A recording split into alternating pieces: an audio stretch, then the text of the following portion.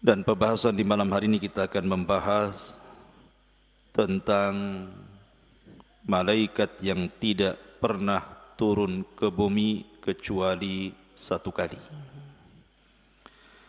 Siapakah malaikat ini? Bagaimana kisahnya? Inilah yang kita akan bahas di malam hari ini. Ma'asyiral muslimin, para pemirsa dimanapun Anda berada, kita tahu bahwa malaikat diciptakan oleh Allah Subhanahu wa ta'ala dari cahaya. Dan seluruh malaikat diberikan tugas masing-masing. Ada malaikat yang sejak diciptakan sujud sampai kiamat. Ada yang hanya ruku sampai kiamat. Ada malaikat yang bertasbih sampai kiamat. Tapi ada juga malaikat yang tugasnya jauh lebih mulia, seperti Jibril menurunkan wahyu, Mikail menurunkan hujan, dan begitu seterusnya. Tapi ada satu kisah, malaikat ini tidak pernah turun ke bumi kecuali satu kali. Bagaimana kisah malaikat ini? Ada 3 hadis yang ingin saya sampaikan.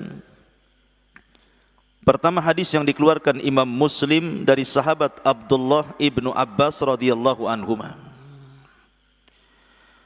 Jadi suatu ketika Jibril alaihi salam sedang duduk-duduk bersama Nabi sallallahu alaihi wasallam. Tiba-tiba Nabi sallallahu alaihi wasallam dikejutkan dengan suara yang sangat keras yang disebutkan di dalam hadis sami'a naqidan. Naqid itu artinya suara pintu yang dibuka. Kemudian Jibril menjelaskan bahwa suara pintu itu adalah pintu langit yang terbuka, yang sebelumnya belum pernah terbuka. Karena langit itu punya pintu. Wa futihatis sama fakanat abwaba. Nah, ketika pintu langit itu terbuka dan sebelumnya belum pernah pintu itu terbuka, Jibril memberitahu bahwa ada malaikat yang turun dari pintu itu dan tidak pernah turun sebelumnya kecuali hari itu. Kemudian malaikat ini datang menemui Jibril dan Rasul yang sedang duduk-duduk, kemudian mengucapkan salam. Kemudian dijawab. Kemudian malaikat ini mengatakan kepada Rasul, "Abshir binuraini utitahuma." Berbahagialah wahai Muhammad, Allah sudah memberikan kepadamu 2 cahaya, di mana Allah tidak pernah memberikan 2 cahaya ini kepada siapapun nabi sebelummu. Kemudian malaikat ini mengatakan, yang pertama Fatihatul Kitabi, dan yang kedua Khawatimu Suratil Baqarati. Yang dimaksud 2 cahaya itu artinya adalah pertama Fatihatul Kitab surah Al-Fatihah, dan yang kedua penutup daripada surah Al-Baqarah. Karena siapa yang suka membaca 2 cahaya ini, maksudnya Fatihah dan akhir surah Al-Baqarah, maka Allah akan berikan cahaya pada wajahnya. Makanya disebut 2 cahaya. Dan dari sini menunjukkan bahwa hadis Sahih Muslim ini, bahwa malaikat ini belum pernah turun sebelumnya.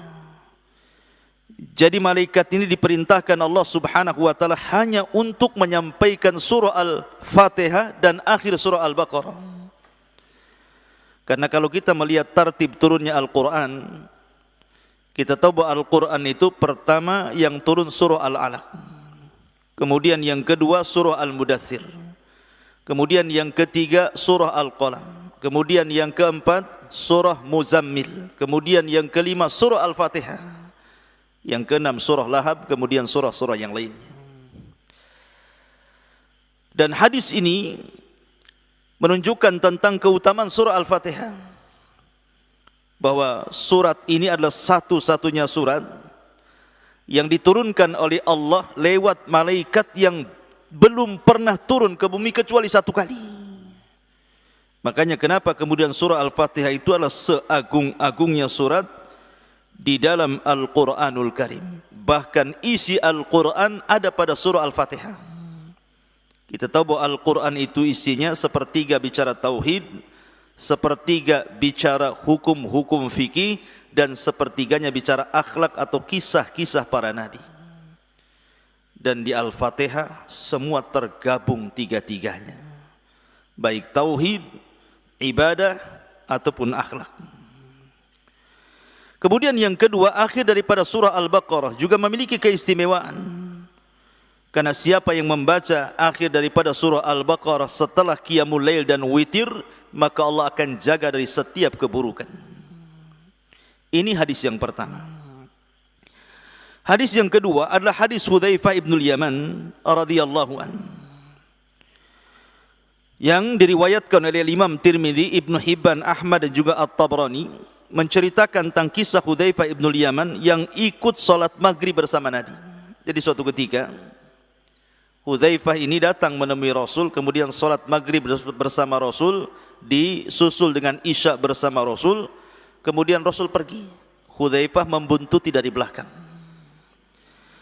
Kemudian tiba-tiba Rasul berhenti, kemudian berbicara. Tetapi Hudzaifah tidak tahu siapa yang diajak bicara Nabi. Apakah dia sedang berdakwah kepada kalangan jin atau sedang bicara dengan siapa? Tiba-tiba Hudzaifah terlihat oleh Nabi SAW. Kemudian Rasul menghampiri Hudzaifah, kemudian mendoakan Hudzaifah dan mengatakan, semoga Allah ampuni dosa orang tua kamu, wahai Hudzaifah. Kemudian Nabi SAW menceritakan kenapa dia terhenti, kemudian seolah-olah sedang berbicara. Rupanya ketika berhenti itu ada malaikat, inna malakan minas samai lam yakun zarani fasta'dzana Allahu fi ziyarati fabasyarani annal Hasan wal Husaina sayyida syababi ahlil jannah. Kata Nabi SAW, sesungguhnya ada malaikat yang turun dari langit. Malaikat ini tidak pernah berziarah kepadaku, artinya tidak pernah turun ke bumi.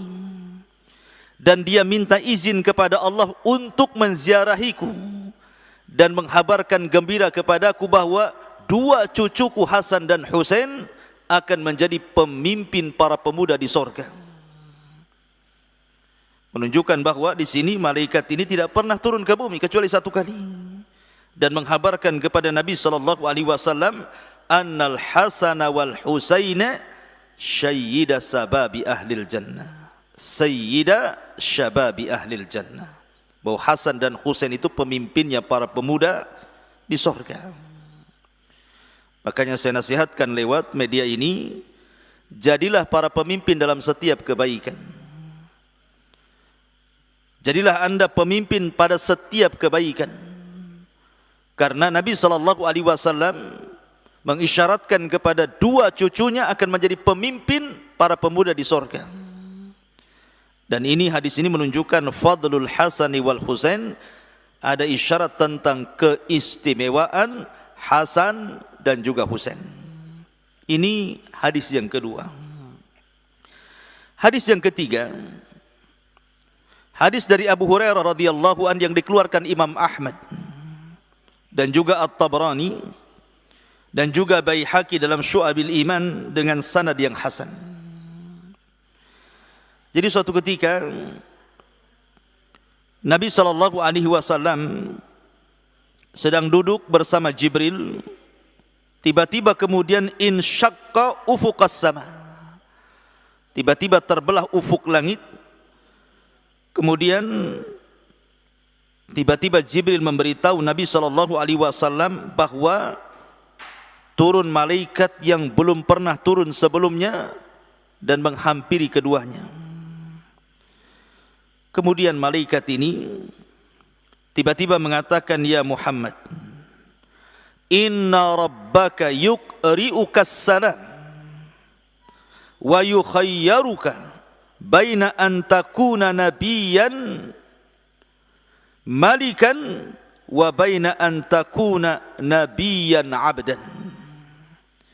Tiba-tiba malaikat yang tidak pernah turun ini kecuali satu kali itu memberitahu kepada Rasul, wahai Muhammad, sesungguhnya Rabbmu menitipkan salam kepadamu dan Rabbmu memberikan pilihan kepadamu.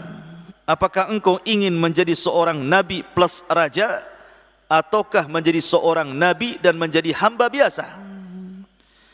Kemudian Jibril mengisyaratkan kepada Rasul untuk merendahkan diri di hadapan Allah. Maka Nabi SAW pun mengatakan kepada malaikat itu, saya memilih an akuna nabiyyan abda. Aku lebih baik menjadi seorang nabi plus juga hamba biasa, bukan seorang raja. Kemudian malaikat ini pergi dan naik lagi ke langit. Kemudian Nabi SAW bertanya kepada Jibril, wahai Jibril, itu tadi malaikat itu siapa? Maka Jibril alaihi salatu wassalam mengatakan, itulah Israfil. Khalaqahullah. Allah telah menciptakannya. Yauma khalaqahu baina yadayin safan qadamaihi la yarfa'u tarafuhu atau tarfahu bainahu wa baina rabbi sab'una nura. Ini malaikat Israfil ini diciptakan oleh Allah Subhanahu wa taala. Kita tahu tugasnya apa? Israfil ini meniup sangkakala. Dan sejak Nabi SAW diutus menjadi Nabi dan Rasul, disitulah mulailah Israfil meletakkan ujung sangkakala di mulutnya. Sampai-sampai ada kisah begini. Suatu ketika Nabi SAW tidak enak makan, tidur, minum, tidak enak. Tiba-tiba kemudian sahabat bertanya kepada Nabi SAW tentang kemurungan Nabi ini.